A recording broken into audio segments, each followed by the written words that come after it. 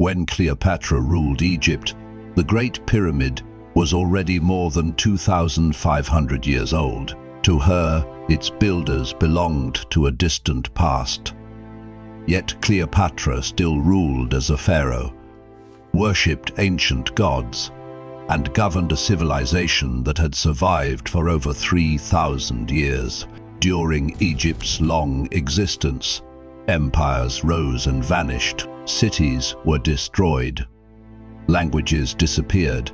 Egypt endured invasions, civil wars, famines, and foreign conquest. Its rulers changed, its borders moved, but the civilization itself repeatedly returned. Egypt did not survive as one uninterrupted kingdom.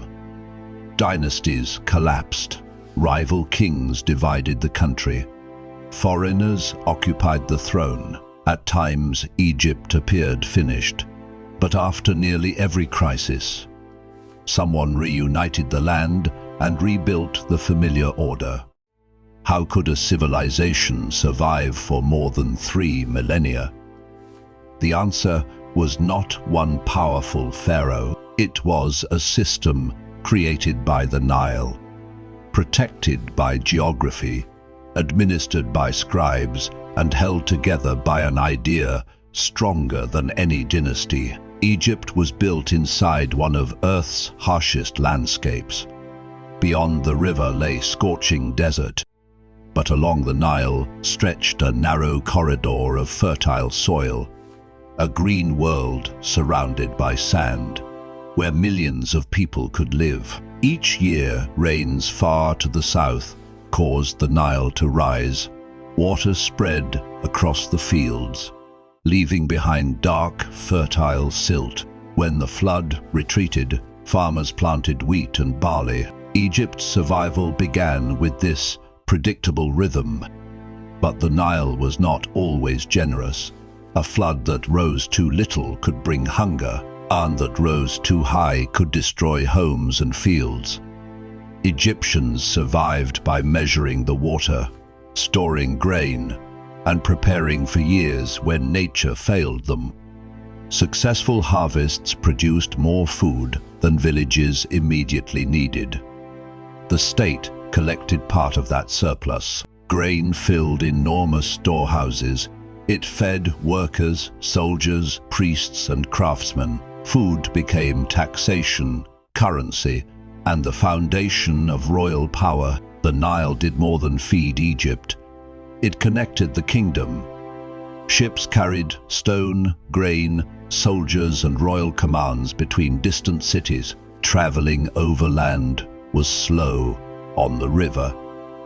The pharaoh could move the wealth of an entire nation. Around 3100 BC, Upper and Lower Egypt were united beneath one ruler. The pharaoh wore the crowns of both lands. This unity became sacred, even when the kingdom later divided. Egyptians continued to believe it was supposed to be one country. The pharaoh was not merely a political ruler, he was the defender of Malat, the sacred order that kept society, nature, and the gods in balance. His duty was to defeat chaos, maintain justice, and ensure that the Nile and the kingdom continued to function. No pharaoh could govern Egypt alone. Viziers supervised officials. Provincial governors managed distant regions. Tax collectors measured harvests. Priests controlled temples. Behind the golden throne stood thousands of administrators, keeping the kingdom alive. Scribes recorded taxes, land, workers, supplies, and royal commands. They trained for years to master writing. Kings could die, but written knowledge remained. Each new government inherited records, rituals, and methods created by generations before it. The pyramids and temples were not built by enslaved masses, as old legends claimed. Seasonal workers, craftsmen, and organized crews constructed them. These projects united labor, religion, and government, turning temporary royal power into stone that appeared eternal. Temples owned fields, workshops, herds, and storehouses.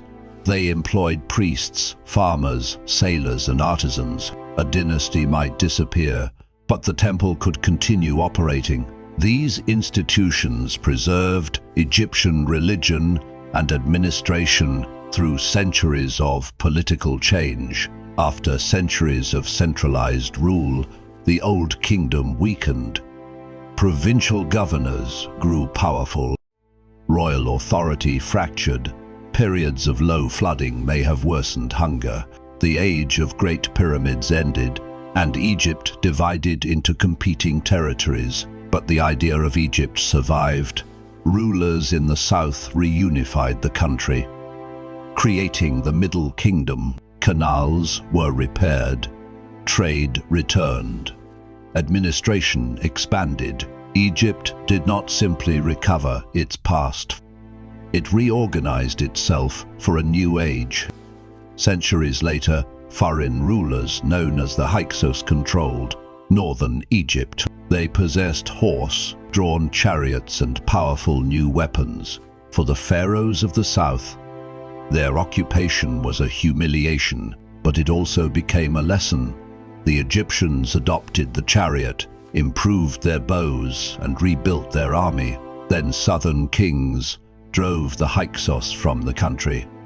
Egypt survived because it could absorb foreign ideas, transform them, and use them against the people who introduced them. The victory created the new kingdom, the age of Hatshepsut, Akhenaten, Tutankhamun, and Ramesses II. Egypt pushed into Nubia and the Near East.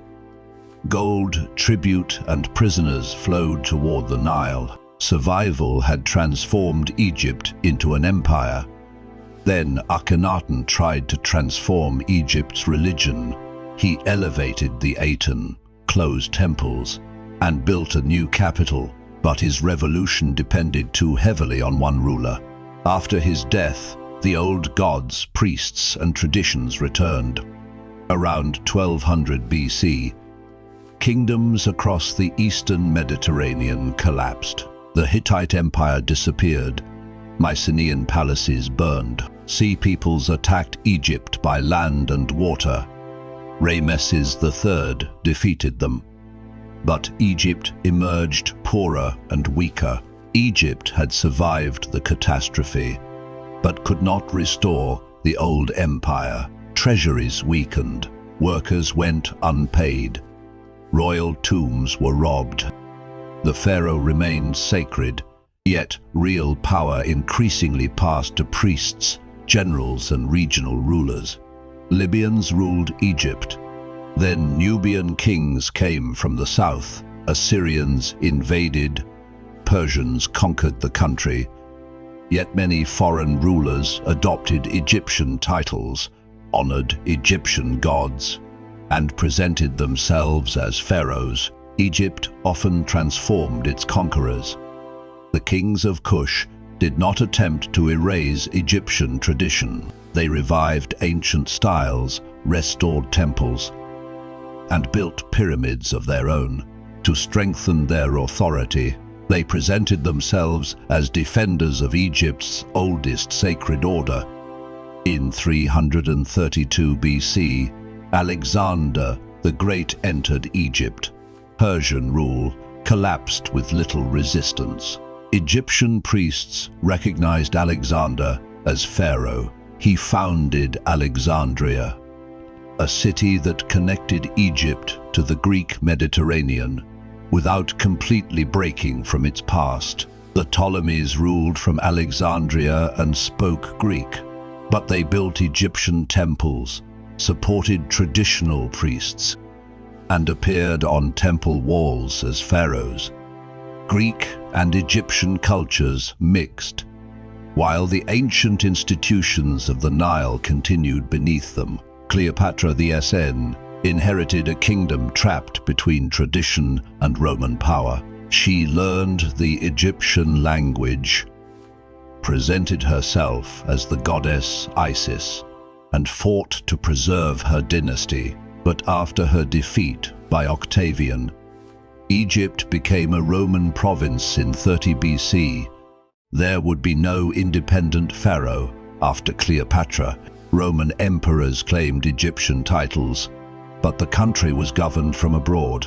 Over the following centuries, new religions and languages spread.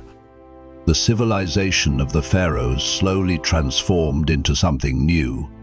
Ancient Egypt survived not because it resisted every change, but because it absorbed change without surrendering its identity. Dynasties fell, foreigners ruled, the kingdom divided and reunited. Yet the Nile, the temples, the scribes, and the dream of the two lands endured. Egypt was never truly eternal. No civilization is. Its secret was more remarkable. Whenever order collapsed, Egyptians rebuilt it in a familiar form. They changed their weapons, their rulers, even their gods, but they never stopped imagining Egypt as Egypt. Pharaohs became names carved in stone. Their palaces vanished beneath fields and cities, but the river that created their world still flows. And along its banks remain the monuments of a civilization that mastered the most difficult art in history, the art of surviving time.